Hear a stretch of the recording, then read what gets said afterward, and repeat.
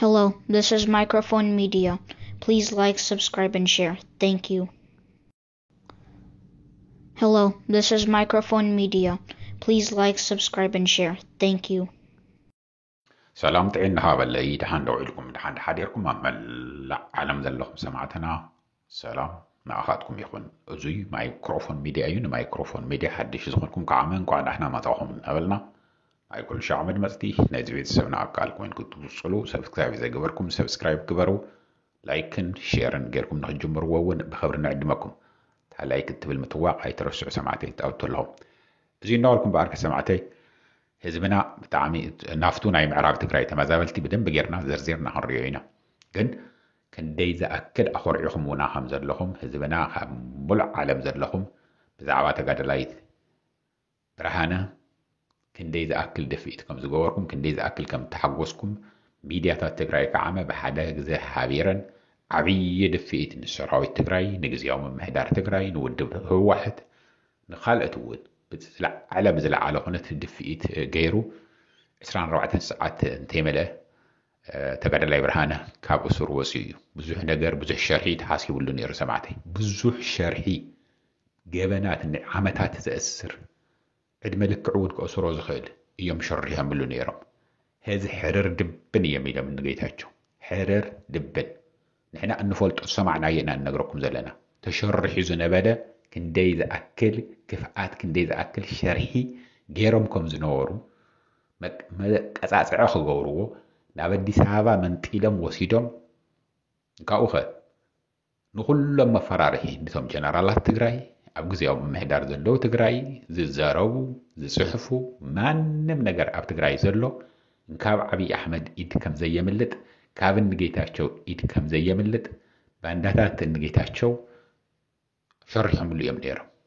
عبي محاور بزح جنزب يفيسوا نيرو بزح جنزب أما قد بزح محاور إن هو ميهزون محاورهم أيتنا عقلا حسيبهم وزنورو بزح نقري تحسيب نيرو جنك تهزبنا بفلايك عم بقولت ميديا التجراي كابانا جمير خام مايكروفون ميديا جميرو نما قالنا دوله نفتح عيدر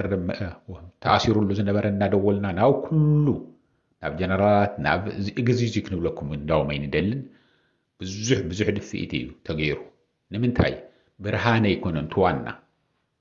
تتاريز تجبره مرئيا نخو خوون يونسو ناي مجمريا زهرد سبي يخوون تغيير نيرم بر حاده بحاده خمس لقمهم سلن فلت بتشرحهم سلن فلت يو هزون كاب قنصل تجميرم بزحات سبات نام قليات ولويه علوا زقبرو مالتي زقنصلو زقوتلو نودلو مقنصال تبلنا إرترا يا مثلا تاكسنت بتغرينيا هنا ግን أفت خبابنا እንብሎ مقتال እዩ كقتلو برحق كوينكا نقتلو زتمدبو كاب عفار كاب أديس أبابا سلطينوم تلاقيهم ناب مقاله زعتو زلو انه زي اقدمنا هنغركم دلينا وعيلكا أسيركا ناب أديس أبابا زيكون اللهم كوسد زيكون اللهم أب تهرسلو أب توعللو أب تأكبلو أب تخدلو كل نجرنا تخطاتلو حدقا نخوص حلكم عبي أحمد محاوري يزرق يزرلو بندقيتاچو ردا غيرو مالتي تيغرينيا تزارفتي بانداتات بገንዘብ تعديقوم عدومن ህዝቦምን ዝሸጡ ስለዚህ ተጠንቀቁ ንንባዓልትኩም ንንሕድሕድኩም ትበልዕዎ ትሰትይዎ ተምሲሉ ትውዕልሉ ምረጹ ኣብ ዝኾነ ቦታ እናኸድኩም ሻህቡና መባልም ይቕረኹም ምጥንቃቕ ይመስልዎ ነገር የለን ኣይትቀደም እዩ መቕናይ ጽቡቕ እዩ ነጠንቀቐኩም ኣለና ሓደ ሰብ እንኳን ክቕተል እንኳን አካሉ خጎድል እንኳን ክእሰር ሓንቲ ጽንጽያውን ክትዓርፈኩም አይንደልን ንዚውን ይቀድምና ነገርኩም ዘለና ዝተረጋገጸ ፍልፍልና ዘሰደዱልና ኢና ነገርኩም ዘለና ላዕለወት ኣዘዝቲ ሰራዊት ኣብ ውድብ ሕወሓት ዘለኹም ላዕለወት ሰብ ስልጣናት ኣብ ግዚያዊ ምምሕዳር ዘለኹም ላዕለወት ሰብ ስልጣናት መሓውር ናይ ጌታቸው ህዝውን ኣይተነቃቀለን ይካየድ እዩ ዘሎ ይሰርሑሉ እዮም ዘሎ ስለዚህ ተጠንቀቁ ኢና ንብል እዚ እናበልና ናፍቶም ናይተ መዛበልትና ናብ ዓዶም ናብ መረበቶም ዝምለሱ ሕዚ ክኸውን ከም ዘለዎ ክውዳእ ከም ዘለዎ እዩ ዝዘረብ ዘሎ ሕዚ ክኸውን ኣለዎ ንጀነራል ታደሰ ንሕና ካልኦት እውን ዓበይቲ ዓዲ ክእለት ዘለዎም ዝተምሃሩ ዝፈልጥዎ ኣሰራርሓ ናይ ፖለቲክስ ዝተረድኦም ዝሰዱ ዘለው ዝዛረቡ ዘለው እንታይ እዩ ሕዚ እያ ኒሃተካ ተዓድል ህዝቢ እንታይ ተልዒሉ እዩ ህዝቢ መሪርዎ እዩ ታደሰ ወረደ ሓንቲ ኢሉ ብባዕሉ ጠንኪሩ ክዛረብ የብሉን ንዓብዪ ኣሕመድ እንታይ እዩ ክብል ዘለዎ ህዝቢ ተልዒሉኒ እዩ ሰራዊት ተልዒሉኒ እዩ ሆይሉ እንድሕር ተልዒሉ ንኩልና ከጥፈአና እዩ ስለ ዝኾነ ኸ እቱ ኣብ ሱዳን ዝመውት ዝሃለቕ ዘሎ ህዝብና እቱ ኣብ ሙሉእ ትግራይ ተበቲኑ ብፍላይ ከዓመ ኣብ ሽረ ኣብ ዓዲግራት ኣብ መቐለ ዝመውት ዘሎ ብጥምየት ብሕማም ብመከራ ብቁሪ ብቁንጮ ቁማል ዝሃልቕ ዘሎ ህዝብና ደቆም ወለዶም ኩሎም ተመዛበልቲ ቶም ዝበዝሑ 270,000 ይኹን 300,000 ይኹን ሰራዊት ኣሎ ዝበሃል ካብ ምዕራብ ከባቢ ዝመፁ እዮም ካብ ምብራቕ ከባቢ ዝመፁ እዮም ካብ ደቡብ ከባቢ ዝመፁ እዮም ስለ ዝኾነ ኸ ንሳቶም ነበረበቶም ድሕር ዘይተመሊሶም ቶም ህዝቦም እንድሕር ቶም ወለዶም ቶም ኣሕዋቶም ቶም ደቆም እንድሕር ናብ መረበቶም ዘይተመሊሶም ሆይሉ ክላዓለኒ እዩ ኩሉ ተለዓዒሉ እዩ ዝኒሆ ኢልካ ንህዝቢ ንሚድያ ብልየም ጌርካ ናብ መረበቱ ንክምለስ ክትገብር ኣለካ እዩ ኣብዚኣ ኣብ ደቡብ ትግራይ ይኸይዱ ዘሎ ህዝቢ ጀነራል ታደሰ ካብ ትማሊ ጀሚሩ ኣብ ደቡብ ትግራይ ማይጨው እዩ ዘሎ ኢሎምዎ ኣብኡ ነቱ መማሓደሪ ሃፍቱ ኪሮስ ዝበሃል ብግለ ዘራሪብዎ ብድሕሪኡ ከዓመ ካልኦት መራሕቲ እውን ምስኡ ዝሰርሑ ኣዘራሪቡ ሎሚ ከዓመ ምስቶም ዝተረፉ ዓበይቲ ዓድን ክስታይን ክዘራረብ እዩ ተባሂሉ ኣሎ ጽቡቕ እዩ ምዝድራብ ናብ ሰላም ምምላስ ኩሎም ናብ ልቦም ተመሊሶም ስርዓት ዝሕዝ ስርዓት ሒዙ ብሰላም ንኽነብር ጽቡቕ እዩ ግን መሊስካ ናብ ስልጣን ንዑ ተመለሱ ናብ ስልጣን እተው ኢልካ እንኳን ኣብ ስልጣን ኣትዮም ይቕረና እንካብ ኣዲስ ኣበባ እናመፁ እንካብ ዓፋር እናመፁ ኣብ መቐለ እውን ተቐሚጦም ዘለው ብዙሕ ሸርሕን ብዙሕ መከራን ቅንፀላን ንኸውፅዑ ኣብቲ ህዝቢ ዓብዪ ራዕዲ ንኽፈጥሩ ከምቲ ናይ ቅድሚ ህዝቢ ዝነበረ ቤተክርስትያን ከይዱ ዘይሳለመሉ ደቅኻ ናብ ትምህርቲ ቤት ልኢኽካዮም ብሰላም ዘይምለሰሉ ንኽምለስ ዕግርግር ንኽፍጠር ትግራይ ካብ ቁፅፅር ውሽጢ ወፃኢ ኮይና እያ ሰራዊት ኢትዮጵያ እቶን ምእንቲ ክበሃል ዘይሰርሕዎ ነገር የለን እዙይ ግን ከም ዕድል ክትጥቀመሉ ትኽእል ኢኻ ጀነራል ታደሰ ኢና ንብል ዘለና ከም ዕድል ተጠቒምካ ካብ ዓቕመይ ንላዕሊ ስለ ዝኾነ ህዝቢ ሆይሉ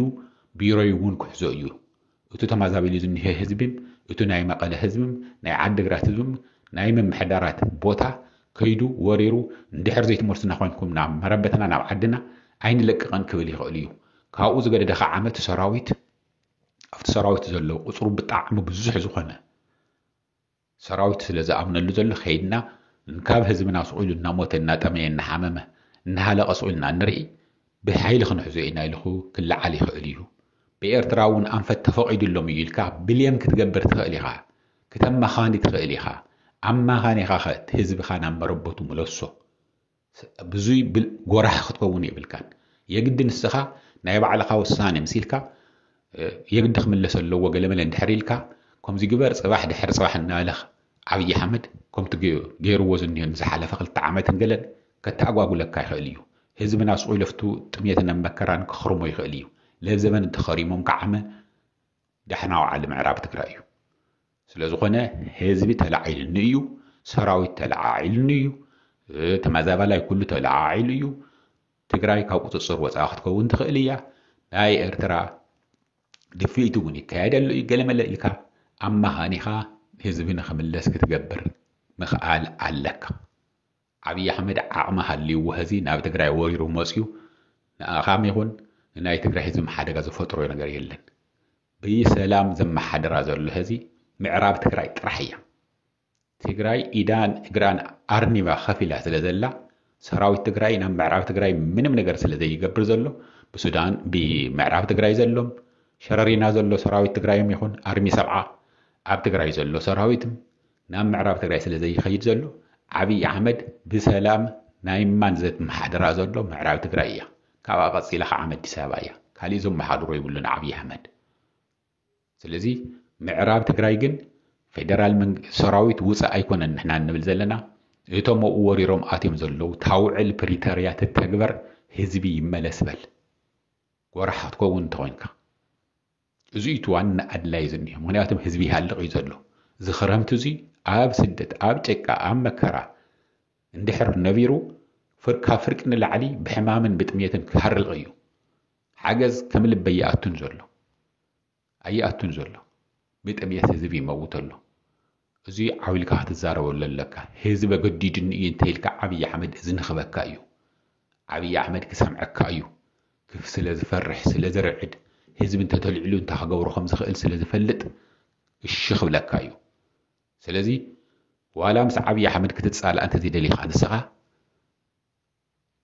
ህዝቢ ተልዕሉኒ እዩ ሰራዊት ተልዕሉኒ እዩ ኢልካ ኣመኽኒኻ ክትመልሶም ትኽእል ኢኻ እዚ ናይ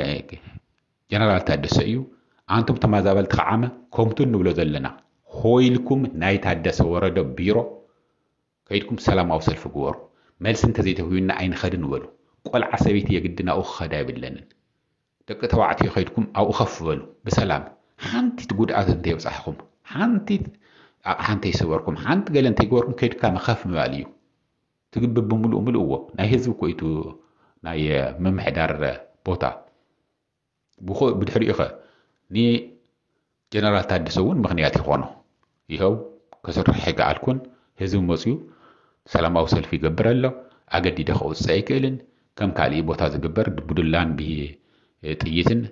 ንህዝበይ ክወቅዕ ኣይደልን ስለዚ ትገብር ግበር ውዕል ፕሪቶርያ ተግብር ዝፈረምካሉ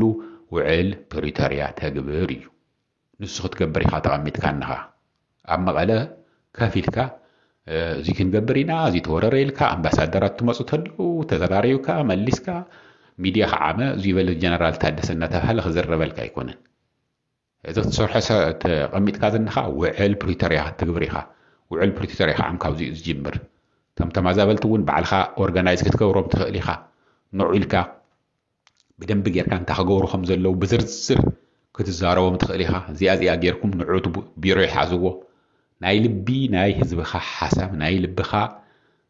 ንህዝብኻ ትድግፍ እንተኮይንካ ትሓዝን እንተኮይንካ ንህዝብኻ እዚኣኻ ክትገብር ትኽእል እዚኣ ጌርኩም መፅዩ እስራኤልኩም እዮም ዝገብሩ ኩሉ ፕላን ካበይ ይወፅእ ካብ መንግስቲ ይወፅእ ካብኡኸ ህዝቢ ከም ዝገበሮ ጌርካ ይግበር ካብኡኸ ናይ ህዝቢ ጥያቄ እዩ ናይ ህዝቢ ሕቶ እዩ ካብ ዓቕመይ ንላዕሊ እዩ እንታይ ዳ ክገብር ኮይነ ኢሉ ወይ ካብ ስርሑ ለቂቑ ይኸይድ ወይ ከዓ ተግባራዊ ይገብር እቲ ህዝቢ ዝሓቶ ዘሎ ስለ ዝኾነ ጥቕልል እንትነብሎ እንተለና ህዝብና ኣንቱም ተመዛበልቲ ናብ መረበትኩም ለብዘበን እንተዘይተመሊስኩም ዳሕና ዋዓሊ በልዋ ገዛኹም ዳሕና ዋዓሊ በልዋታት ተወለድኩምላ ዝዓወኹምላ ቦታኹም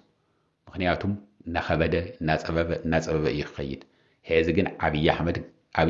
ጭንቂ ስለ ዘሎ ኣብ ፍርሒ ነብራዕድን ስለ ዘሎ ድፍኢት እንተተገይሩ ንእሽተይ ድፍኢት እንተተገይሩ ሓሙት ዘለዎ ሰብ ጋብ ትግራይ እንተስካብ ሰራዊት እንተስካብ ግዚያዊ መምሕዳር ኣይ እዚ ዘይትገብር ትኮንካማ በቃ ወዲእና ኢና ተተውሂሉ እንኳን ሰራዊት ዝኣክል እንኳን ግዚያዊ መምሕዳር ዝኣክል ይቕረና ሓደ ውልቀ ሰብ እኮ ንሰላም ክብል ናብ ኤርትራ ንምንታይ ከድካይዱ እኮ ኣዚዞምሉ ዝነበሩ ናብ መእሰርትን ናብ ኣዲስ ኣበባን ብሄሊኮፕተር ጌርካ ብገለ ጌርካ እኮ ተሓሲቡ ነይሩ ሓደ ዋዒሉ ዝዝረብ ህዝቢ ዝሰምዖ ሰብ እኒሄ ተባሂሉ ህዝቢ ግን ካብ ህዝቢ ንላዕሊ የለን ህዝቢ ተላዒልኒ እዩ እንተኢሉ ክሰምዑ እዮም ስለዚ ህዝብና ንኽምለስ እዚ ክትገብር ኣለካ እናበልና ሰማዕተይ ንህዚ ኩልኹም ድፍኢት ግበሩ ኣይንዝሓሓል ተጀሚራ እያ ዝኒሄታ ቃልሲ ህዝብና ክሻዕ ተመሊሱ ናብ መረበቱ ብሰላም ክሻዕ ዝምለስ ወይ ከዓ መተን ውዕል ፕሪቶርያ 5 ዓበይቲ ነገራት ካብ ትግራይ ተወሪዱ ዘሎ መሬት ሒዞም ዘለው ካብ ፌደራል መንግስቲ መከላከያ ወፃእ ዘለው ተፀራሪቦም ክወፁ ሉዓላዊ መሬት ትግራይ ሓራ ክኸውን ተመዛበልቲ ናብ መረበቶም ክምለሱ ኩሉ ነገር ተን 5-6 ዓበይቲ ዝበሃላ ንኽፍፀማ ዓብዪ ድፍኢት ክገብር ኣለዎ እቲ ሚድያም እቲ ህዝብን ዲያስፖራም ኣብ ዓድም ኣብ ውሽጥም ዘሎ ኣብ ደገም ዘሎ ኩሉ ክትሓበር ከም ዘለዎ ከምዚ ናይ ብርሃነ ጌርና የነና እየ ዝፅውዕ እዚ እናባልኩም በኣርክስን ሕዘው እዚ ኣኽለኒ ክሻዕ ዝቐፅል ግዜ ሰላም ድሓን ዋዓል ድሓን እንደሩ ቻው